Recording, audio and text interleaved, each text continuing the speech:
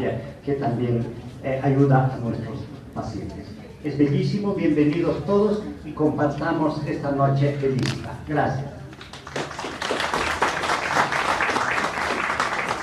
Agradecemos las palabras de bienvenida del doctor Ricardo Amaro como organizador y vamos a empezar. Vamos a dar la bienvenida al doctor Carlos Peláez. El doctor Carlos Peláez es cirujano oncólogo con subespecialidad en cirugía oncológica, médico de planta de la unidad de oncología del Hospital de Clínicas, docente titular de la Cátedra de Cirugía 2 de la Facultad de Medicina de la Universidad Mayor de San Andrés, al que recibimos con un fuerte aplauso.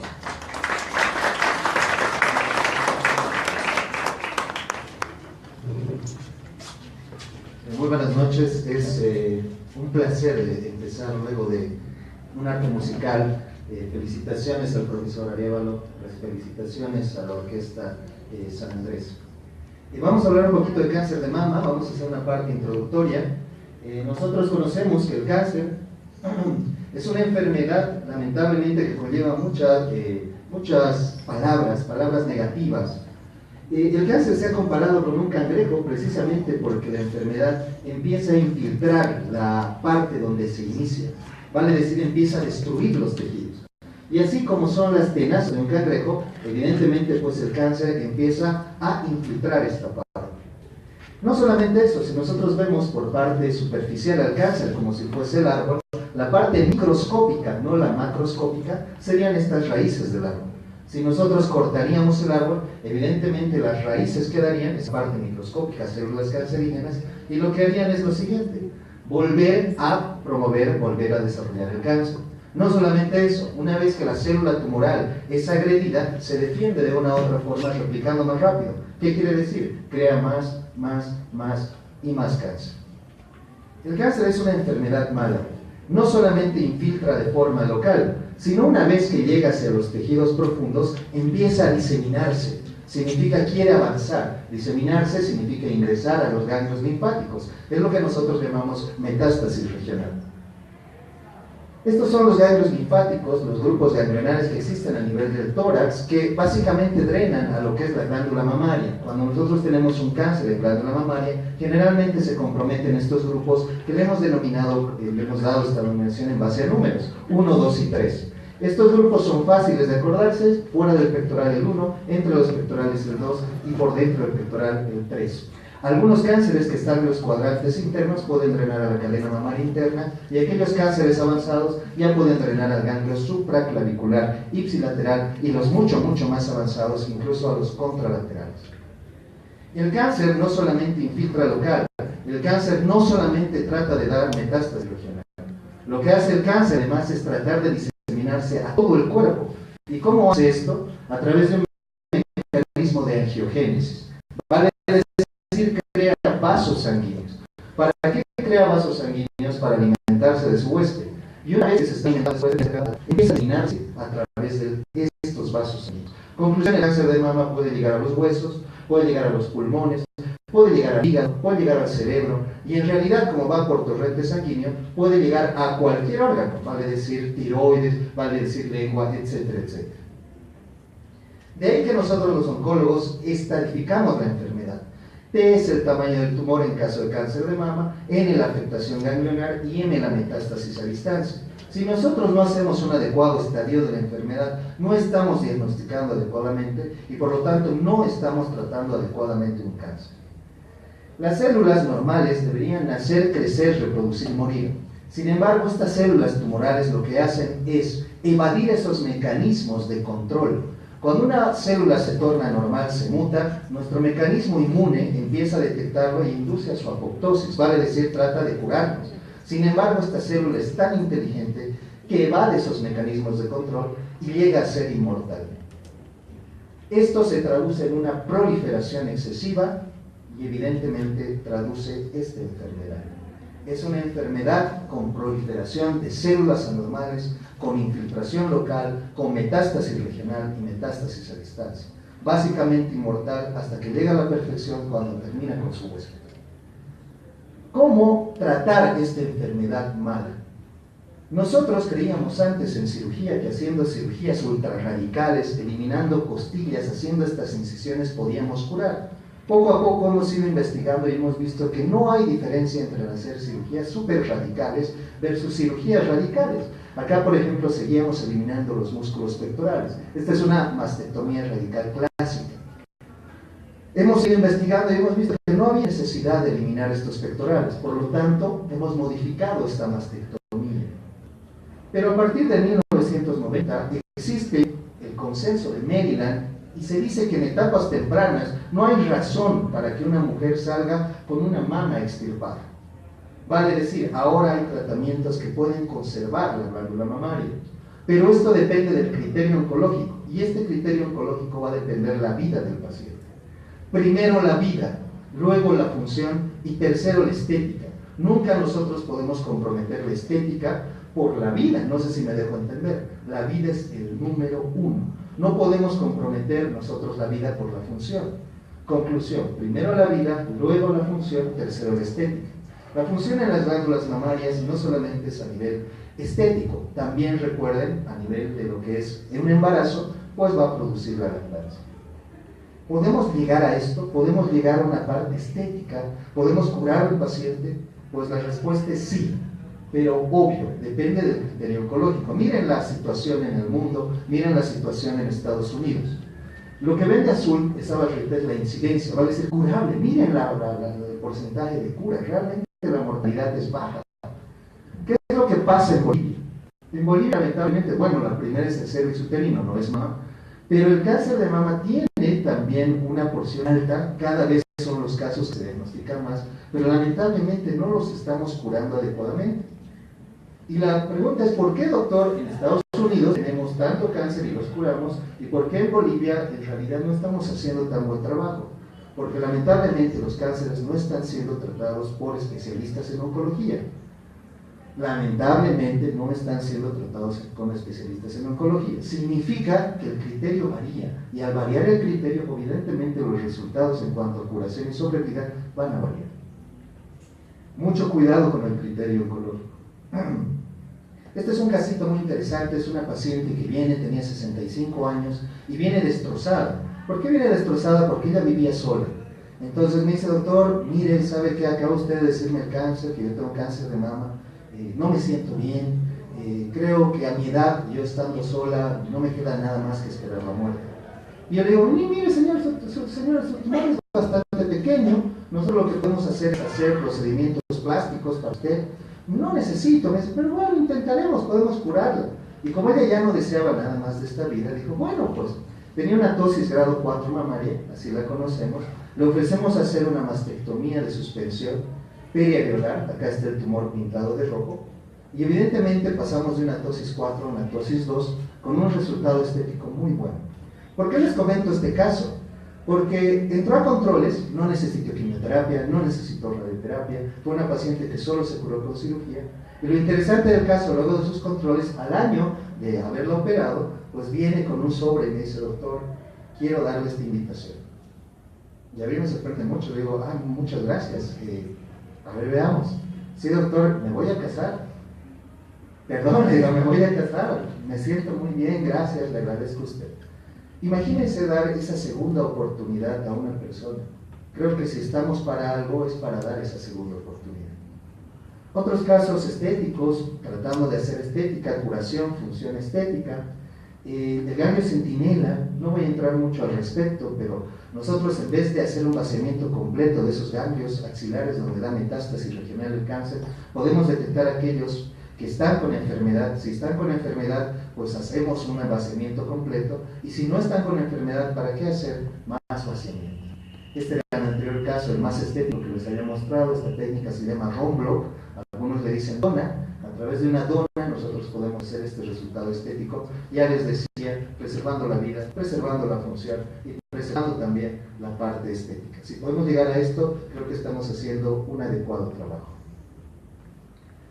¿Qué pasa con aquellos pacientes que no pueden llegar a esta parte estética? Se entiende por qué. Miren, esta es una paciente que venía y para tratar de conservar su feminidad, es importante en una mujer, utilizaba esta prótesis, pseudoprótesis le llamaremos.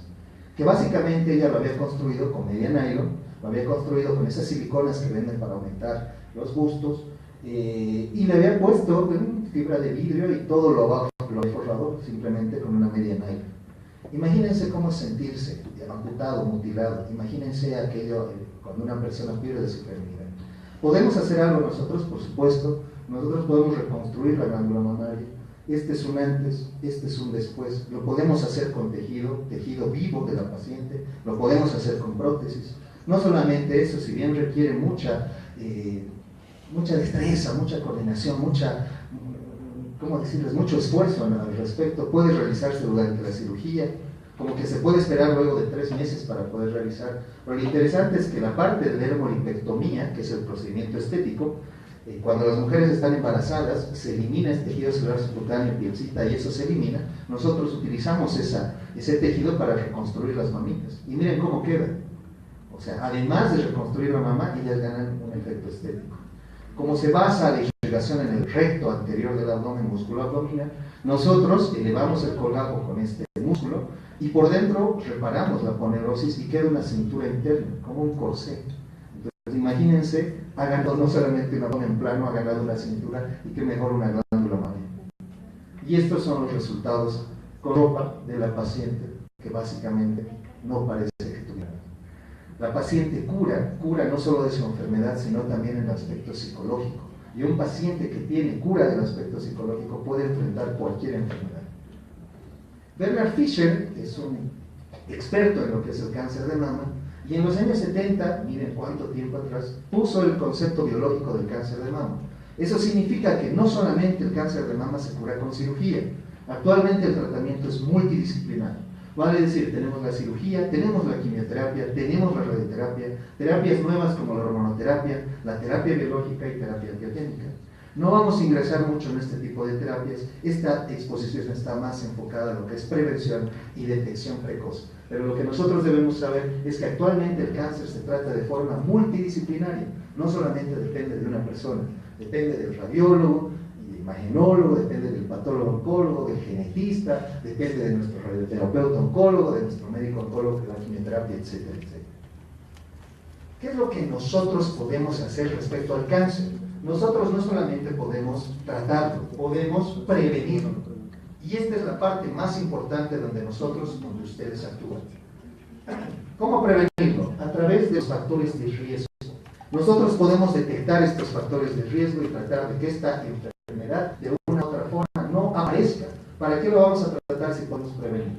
¿Cuál es el principal factor de riesgo para desarrollar el cáncer de mama? Ser mujer.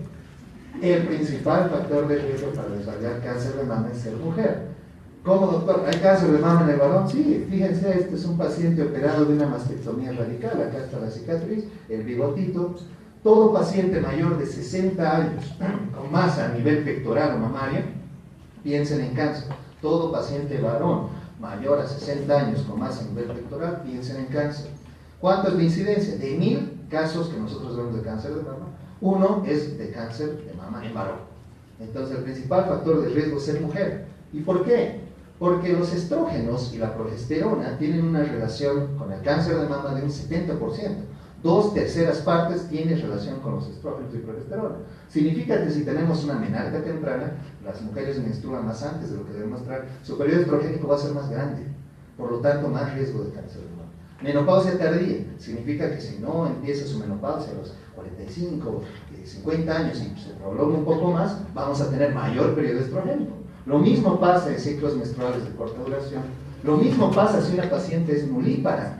Vale decir, actualmente nosotros por la globalización estamos viendo que ya básicamente las familias ya no tienen hijos. Y es más, ya no hay familias. Vean en Suiza, vean en Estados Unidos, lamentablemente ya nadie quiere tener hijos, nadie quiere tener familia, porque eso nos está llegando la población cada vez es más vieja, la población es mayor y la gente joven ya no existe. ¿Por qué? Porque no se está teniendo ese cuidado en seguir nosotros con esos valores familiares. La nulliparidad entonces y la edad tardía de la gestación también hacen que haya un periodo estrogénico alto y eso significa mayor riesgo de cáncer. Anticonceptivos orales. ¿Producen cáncer los anticonceptivos orales? Sí, hay que tener mucho cuidado con los anticonceptivos orales. Evidentemente nosotros podemos prescribirlos cuando realmente se requiere. Algo muy interesante, esto se llama terapia hormonal sustitutiva. Toda paciente, toda mujer que llega a una etapa de menopausia va a presentar algunos síntomas, sofocos, calores, cambios de ánimos, etc. Entonces, en los años 70 ha habido el boom, significaba que podíamos dar terapia hormonal sustitutiva. Ok, daremos pastillitas y todos felices, porque la paciente ya no sentía esas molestias. Y evidentemente han vendido mucho de estos medicamentos y han tratado a muchas personas. Pero a medida que han ido pasando los años, se ha demostrado que esta terapia estrogénica evidentemente produce cáncer de mama. Actualmente no se utiliza terapia hormonal sustitutiva, y si se utiliza en pacientes que realmente requieren un estudio genético sin factores de riesgo. Entonces, esto no es de ahora, es desde los años 70. ¿Produce la terapia hormonal sustitutiva cáncer de mama? Sí, también cáncer de endometrio. Ok, hay algunas enfermedades benignas de la mama, como la hiperplasia ductal, que se puede transformar en atípica, no atípica, etcétera, etcétera, que pueden llegar a cáncer de mama. La herencia es muy importante, 25% de los cánceres de mama presentan la herencia. Historia familiar, esto también es importante. Si un familiar de de segundo grado tiene cáncer de mama, va a ser una abuelita, el riesgo de tener cáncer de mama de la nieta es un 25%. Y si tiene la hermana adicional, un 50%. O sea, realmente el sobrepeso, la obesidad, el alcohol y el tabaquismo. Hay algunos factores que nosotros no vamos a poder modificar. La edad avanzada no vamos a poder modificar, la genética no vamos a poder modificar, pero esos tres últimos factores, sobre todo, sí los vamos a poder modificar. Sobrepeso, dieta saludable, ejercicio, simplemente con aquello nosotros vamos a prevenir hasta un 20% del cáncer de mama. Evitar el consumo de alcohol. Esto es bien relativo, ¿por qué? Porque mayor a 2 bebidas día ya es riesgo. Si es más de 3 bebidas a nivel semanal ya es riesgo. Si es más de 5 bebidas a nivel mensual ya es riesgo. Significa que mientras más consuma alcohol una persona, más riesgo de cáncer de mama. Y en nuestro medio, lamentablemente, nosotros nos gusta tomar un par de traguitos cada fin de semana. Entonces, también nosotros podemos prevenir esto. El tabaquismo, lo han investigado tanto que actualmente sí hay una relación, pero es más sugestiva que probada. Pero ojo, el tabaco produce 19 tipos de cáncer. Entonces, si nosotros podemos hacer algo, es evitar también el tabaco. Esta es una imagen muy interesante, ya voy a terminar, es simplemente una parte introductiva. Son las células tumorales, cómo van creciendo y los años. Para que se desarrolle un cáncer de mama se necesita de 6 a 14 años. Un cáncer de mama no se desarrolla de la noche a la mañana. Para que una mujer palpe el cáncer de mama, que no está entrenada en palpar cáncer de mama, podría palparlo en 3-4 centímetros cuando este cáncer está muy avanzado. Alguien con experiencia, que está muy capacitado en el tema, podría palpar tumores de hasta 1 centímetro, no menos. Entonces, ¿cómo podemos nosotros detectar temprano esos tumores de 1 milímetro, microcalcificaciones y demás? A través de estudios de imagen, mamografía, resonancia magnética. Con esto, ¿qué les quiero decir? Mucho cuidado con la palpación mamaria. Está bien que una mujer se conozca, que trate de palpar sus mamitas y darle el hilo luz, sí, claro, pero evidentemente, si lo queremos detectar, nosotros tenemos que detectar a través de estudios de imagen. Evidentemente, ahora, posterior a mi charla, la doctora Giancarla Conde va a hablar aparte de estos temas. Esta es la última diapositiva. ¿Por qué es la última diapositiva? Es la mejor que he encontrado. Son unas naranjitas que son los signos que va a presentar el cáncer de mama. Esto ha sido viralizado, probablemente alguna vez lo han visto. Miren, puede presentarse endurecimiento, puede haber hendiduras, significa depresiones a nivel de la glándula mamaria, erosiones, pueden haber enrojecimientos, ardor, signos inflamatorios, fluidos desconocidos, le llamamos que los raya, puede haber huecos, ya habíamos dicho esas depresiones, pero esas depresiones en varios lugares, pueden haber protuberancias, habíamos dicho que hay mecanismos de angiogénesis, los podemos ver a través de venas crecientes, en el embarazo también se observa, se llama plexo venoso de junta, hundimiento del pezón, esto también es muy importante, retrae, una vez retrae los ligamentos, que son los ligamentos de Cooper, y podemos ver los hundimientos del pezón y también las depresiones. Pueden haber asimetrías. Algo muy interesante, este es el cáncer más malo que existe en la mama, se llama cáncer inflamatorio. Ustedes conocen la piel de la naranja, la cáscara de la naranja, tiene unos huequitos pequeñitos. Cuando vean un de piel de naranja, mucho cuidado, más en paciente joven, es mortal. un bulto interno y demás. Pero esta gráfica se los voy a reducir en un solo concepto. Toda glándula mamaria que tenga alguna normalidad respecto a la otra debe acudir al oncólogo. ¿Para qué? Para que se examine. Y una vez examinado pueda pedir los estudios complementarios. No sé si me dejo entender. Una persona, por más de que detecte cualquier anormalidad, no va a saber si esto es cáncer, no va a saber si no lo es. Requiere adecuadamente un diagnóstico. Por último, para terminar, el cáncer de mama no solamente se cura, el cáncer de mama se previene y se detecta temprano. ¿Quiénes son los encargados? Nosotros. ¿Quiénes son los encargados? Ustedes. 20% se previene, 20% se detecta temprano. Conclusión, ustedes tienen 40% para combatir esta enfermedad. Muchas gracias.